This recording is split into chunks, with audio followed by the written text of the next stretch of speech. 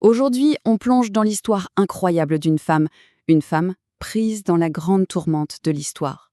Née esclave, elle va oser se lever et se battre contre l'homme le plus puissant de son époque, Napoléon Bonaparte lui-même, pour une seule et unique chose, la liberté. Tout commence aujourd'hui, ici, dans le Jardin Solitude, en plein Paris. Il faut s'imaginer une chose, dans une ville qui compte plus de 1000 statues d'hommes célèbres, il n'y a qu'une quarantaine de statues dédiées à des femmes. Eh bien celle-ci, elle en fait partie. Alors, qui est cette femme? Et surtout, pourquoi son combat, mené il y a plus de 200 ans, nous parle encore autant aujourd'hui? Pour le découvrir, il faut qu'on remonte le temps, loin en arrière. Son histoire à elle, elle commence de la pire des manières. Vraiment. Au cœur d'un système économique qu'on peut qualifier sans hésiter de monstrueux. Ce système, c'est ce qu'on appelle le commerce triangulaire. Il faut bien comprendre comment ça fonctionnait. Pendant 4 siècles, il a arraché à leurs terres entre 15 et 20 millions de personnes. Le principe était simple et terrible. Des bateaux partaient d'Europe chargés de marchandises. Ils allaient en Afrique échanger ces marchandises contre des êtres humains. Puis, ils traversaient l'Atlantique pour les vendre comme esclaves dans les colonies. Et enfin, les bateaux revenaient en Europe, les cales pleines de sucre, de coton, un véritable cycle infernal. Mais le pire du pire, c'était la traversée. Il faut s'imaginer, les gens étaient entassés les uns sur les autres, dans le noir, enchaînés, traités moins bien que des animaux. La violence, la peur, les viols, c'était le quotidien, un cauchemar permanent. Et le plus choquant, peut-être, c'est que pour les propriétaires des bateaux, perdre 10 à 15% des personnes durant le voyage, eh bien, c'était considéré comme acceptable, une simple ligne dans leur calcul économique. Et c'est là, au milieu de cette horreur, en plein océan, que notre héroïne naît, en 1772. Elle est le fruit du viol de sa mère par un marin. En arrivant dans une plantation en Guadeloupe, on lui donne son premier nom, Rosalie. Rosalie grandit donc comme esclave. Mais alors qu'elle a une vingtaine d'années, un événement majeur, un véritable tremblement de terre politique en France, va absolument tout changer. Le 4 février 1794. C'est une date clé. En pleine Révolution française, la décision tombe. L'esclavage est aboli. Pour la toute première fois, la République française déclare que tout le monde est libre sur ses territoires, quelle que soit sa couleur de peau. C'est un espoir immense, bien sûr. Mais en Guadeloupe, c'est aussi le chaos. Toute l'économie locale qui reposait sur l'esclavage s'effondre. Et dans ce chaos, Rosalie, elle, fait un choix radical. Elle s'enfuit. Elle rejoint une communauté de marrons. Les marrons, c'étaient des esclaves qui avaient réussi à s'échapper bien avant l'abolition pour vivre libres, cachés dans les montagnes, dans des communautés autonomes. Et là-bas, pour la première fois de sa vie, Rosalie goûte à la vraie liberté.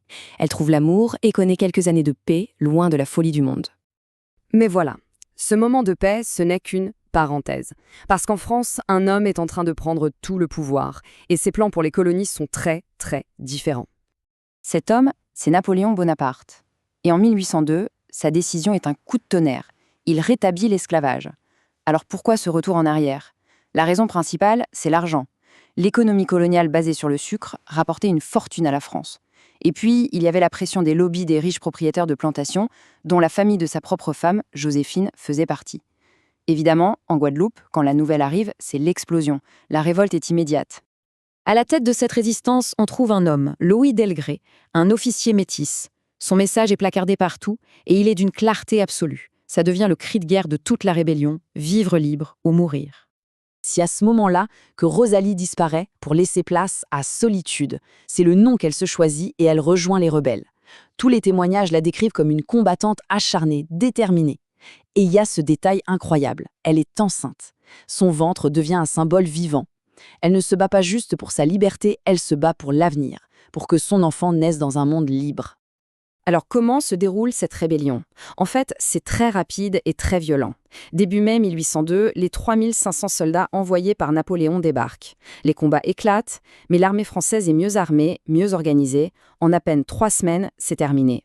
Les rebelles, dont Delgrès et Solitude, sont acculés, encerclés. Refusant de redevenir esclaves, ils prennent une décision tragique. Ils se font exploser avec leurs réserves de poudre. Mais Solitude, elle, survit à l'explosion. Elle est capturée et immédiatement condamnée à être pendue. Sauf que les autorités décident d'attendre. La logique coloniale est d'une cruauté absolue. On attend qu'elle accouche pour ne pas perdre l'enfant qui, lui, naîtra esclave. Elle donne naissance à son enfant le 28 novembre 1802. Et dès le lendemain, elle est exécutée. Son histoire aurait dû s'arrêter là. disparaître pour toujours, dans l'anonymat d'une fosse commune. Mais ce n'est pas ce qui va se passer. En fait, toute sa mémoire, tout ce qui reste d'elle après sa mort, ça tient en un seul chiffre. 15. 15. C'est le nombre de lignées qui lui sont consacrées dans un vieux livre d'histoire de la Guadeloupe, écrit plus de 50 ans après sa mort. Pendant plus d'un siècle, c'était tout. La seule trace écrite de sa vie, de son combat, de son sacrifice. 15 petites lignes. Et puis, le temps passe. Jusqu'en 1972, un écrivain, André Schwartzbart, tombe par hasard sur ces fameuses 15 lignes. Il est complètement fasciné. Il décide d'imaginer sa vie, de combler les vides, et il en écrit un roman. Et c'est ce livre qui va tout changer. Il la sort de l'oubli et fait d'elle ce qu'elle est aujourd'hui, une véritable icône de la résistance.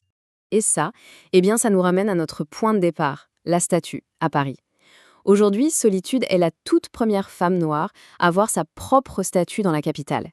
Et ce qui est fort, c'est qu'elle n'est pas représentée comme une victime. Non, elle est debout, fière, une héroïne qui s'est battue jusqu'au bout pour la plus belle des valeurs de la République, la liberté. Son histoire est incroyable parce qu'elle montre comment une personne qui a failli être totalement effacée de la mémoire peut revenir des siècles plus tard et devenir un symbole extrêmement puissant. Et ça nous laisse avec une dernière question. Une question pour nous tous.